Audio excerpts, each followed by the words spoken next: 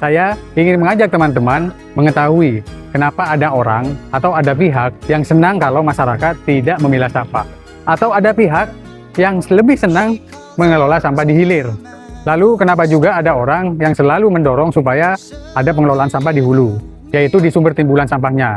Nah, orang ini atau pihak ini selalu mendorong supaya masyarakat melakukan pemilahan sampah, mengolah sampah organik, sampah anorganik, ya pokoknya macam-macam lah. Yang penting harus sampah itu selesai di sumbernya.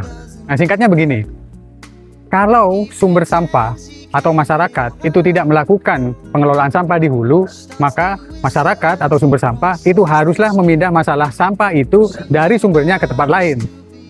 Maka dalam proses pemindahan masalah dari satu tempat atau dari sumber sampah ke tempat yang lain, itu pasti ada biaya yang harus dikeluarkan. Baik itu berupa iuran pengangkutan sampah, retribusi pengelolaan sampah, atau jasa mengelolakan sampah kepada pihak lain. Jadi titik rawannya ada di situ. Nah, di saat masalah itu dipindah dari satu tempat ke tempat yang lain, maka ada tempat pemberhentian sementara, yaitu tempat untuk pihak-pihak itu yang tadi mengangkut sampah, mengutip atau memulung lah ya, sampah-sampah yang masih mempunyai nilai ekonomis. Dari situlah mereka bisa mendapatkan tambahan penghasilan. Yang jadi masalah, sampah kalau sudah tidak dikelola sejak dari hulu atau dari sumber timbulannya, itu sangat sulit sekali untuk diurai. Sehingga sebagian besar dari volume sampah itu menjadi bagian dari residu, yaitu sampah yang sudah tidak bisa diproses daur ulang teknis, biologis, maupun energi. Akhirnya, sampah residu itu dibuanglah ke TPA dan jadilah gunung-gunung sampah di TPA open dumping. Nah, ada lagi, kalau sampah sudah tidak dikelola sejak dari hulu, itu terbuka ruang atau kesempatan untuk membangun instalasi-instalasi pengolahan sampah yang sudah tidak bisa diapa-apakan lagi. Di antaranya, proyek-proyek atau program pembakaran sampah untuk dijadikan listrik lah, dijadikan RDF lah, dan macam-macam.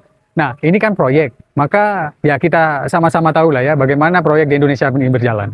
Sementara, teman-teman yang mendorong pengelolaan sampah di hulu, itu justru sebaliknya, menginginkan masyarakat memiliki wawasan lingkungan di dalam pengelolaan sampah, mengajak masyarakat ikut di dalam upaya pelestarian lingkungan, penyelamatan lingkungan, dan mendorong masyarakat supaya mendapatkan tambahan keuntungan ekonomis dari sampah.